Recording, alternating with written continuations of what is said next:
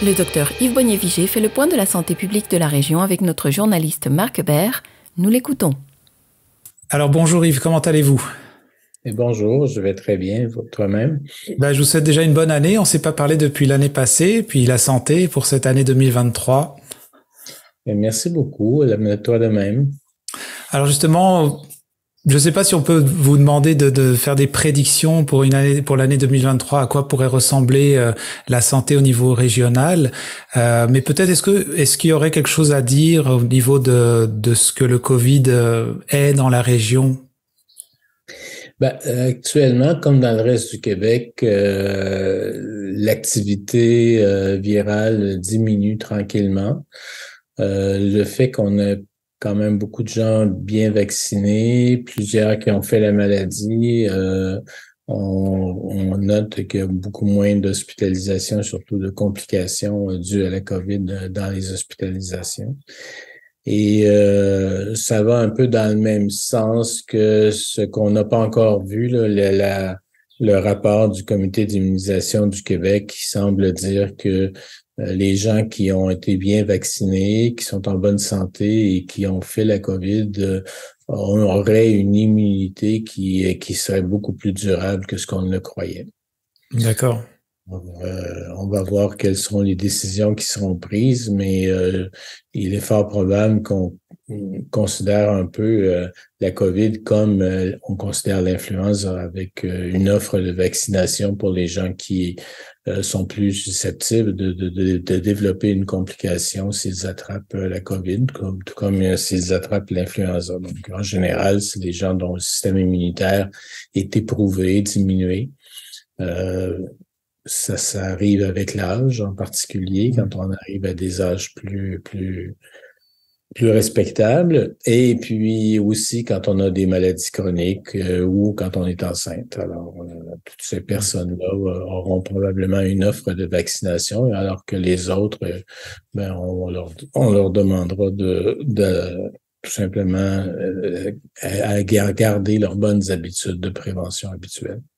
Alors si c'est quelque chose on va dire, qui se croise un peu comme la grippe, l'influenza, est-ce que on va être amené pour ces personnes vulnérables dont vous venez de citer à recevoir une dose de vaccination à chaque année, comme ça a été recommandé pour la grippe? À chaque année ou peut-être même aux 6 mois, dépendant de la condition des personnes. Là, justement, on n'a pas encore vu le rapport du SIC. Alors, ça va être avec le SIC, c'est le Comité d'immunisation du Québec. Donc, quand on aura ce rapport-là, on sera plus en mesure de pouvoir dire en détail qu'est-ce que ça veut dire. Alors du coup, là on est en pleine période d'hiver, on est plus propice souvent avec le froid à attraper certaines maladies. Est-ce que, j'imagine qu'avec vos années d'expérience, vous voyez qu'à certaines périodes de l'année, on est plus porté justement à tomber malade. Avez-vous des recommandations pour cette période-ci, qui est le mois de janvier? En fait, quand on a des infections respiratoires dans cette période-ci de l'année, c'est souvent parce qu'on est en contact étroit avec des gens à l'intérieur. Alors, c'est toujours une bonne idée à la fois pour se garder en forme, puis minimiser les contacts, d'aller jouer dehors. En fait, profiter au maximum de la nature quand elle nous le permet. On n'a pas beaucoup de neige cette année encore, mais ça va venir. Alors, certainement que une activité qui nous amène à l'extérieur va certainement aider beaucoup de gens à garder la forme et la santé en même temps. Et aérer, j'imagine aussi de temps en temps la maison, faire circuler l'air. Bien sûr. D'accord. En tout cas, je sais pas quand l'hiver termine, souvent on arrive. Je me souviens que c'était une période où au niveau du printemps, on tombait un peu dans cette période un peu plus de la gastro. Il y avait aussi, je sais pas si vous vous souvenez, quand on s'était parlé en pleine période de pandémie, on avait comme éradiqué un peu cette maladie-là parce qu'on avait pris des bonnes façons de faire, comme peut-être se laver les mains plus souvent. J'imagine qu'il faudrait qu'on baisse pas la garde à ce niveau-là, peut-être pour se donner une chance de mieux passer au travers. Effectivement, je pense que on voit comment les maladies infectieuses peuvent devenir extrêmement perturbantes pour nos activités sociales et économiques, en fait. Donc, ces petits gestes simples qui consistent à se laver les mains souvent. Quand on a des symptômes, on reste chez soi ou on va porter le masque, par exemple, mais autant que possible, on évite d'être en contact avec d'autres personnes quand on a des symptômes. Ben, c'est des gestes qui ont l'air banals, mais sont efficaces et on l'a pu le voir effectivement avec l'exemple que tu montres. On parle d'influenza, on parle de Covid là qui se transforme un peu aussi en maladie plus bénigne. Juste quel type de maladie justement vous seriez porté à partager aux gens? Il y a quand même un phénomène qu'on remarque de façon importante là, dans la population quand arrive des saisons comme l'hiver où les journées sont plus courtes. Là, on va parler de la fin de l'automne, début de l'hiver. Il y a beaucoup de gens qui dépriment. Faute de lumière peut-être, mais aussi peut-être à cause de toutes sortes d'autres considérations. Certaines personnes se retrouvent seules alors que tout le monde est en fête ou des choses comme ça.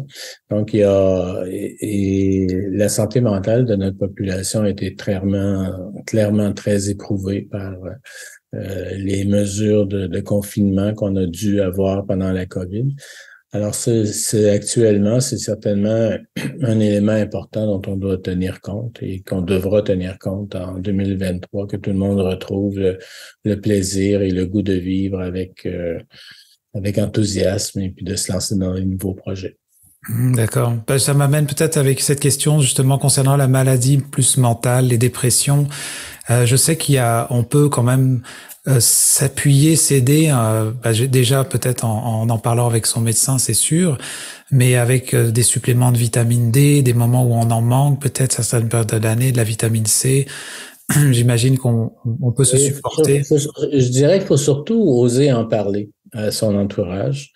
On a mis en place dans la région ce qu'on appelle un réseau d'éclaireurs, donc de gens qui sont qui ont reçu une formation spécifique qu'on essaie de généraliser dans tous les milieux pour qu'ils soient attentifs aux gens qui ont des symptômes de détresse mentale, je dirais.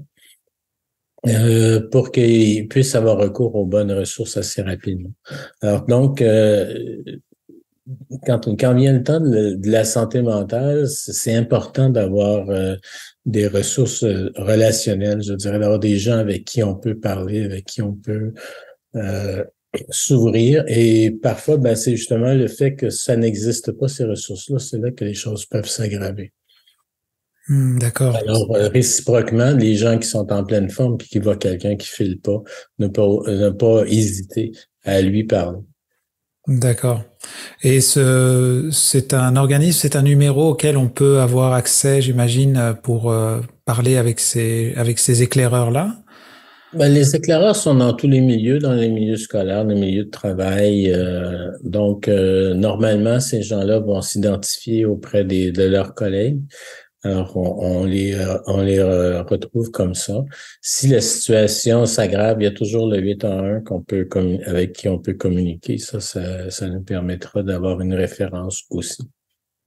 D'accord. Bon, alors peut-être pour terminer, commencer l'année, si vous aviez des recommandations là pour commencer l'année, bon, vous aviez nommé de sortir un peu dehors aussi, par exemple. Je sais pas si vous vouliez ajouter quelque chose pour que, on va dire, partager quelque chose au niveau de la santé. Non, je pense qu'on oublie trop souvent que la santé, c'est une interaction entre notre façon de voir les choses à nous et celle des autres qui nous entourent.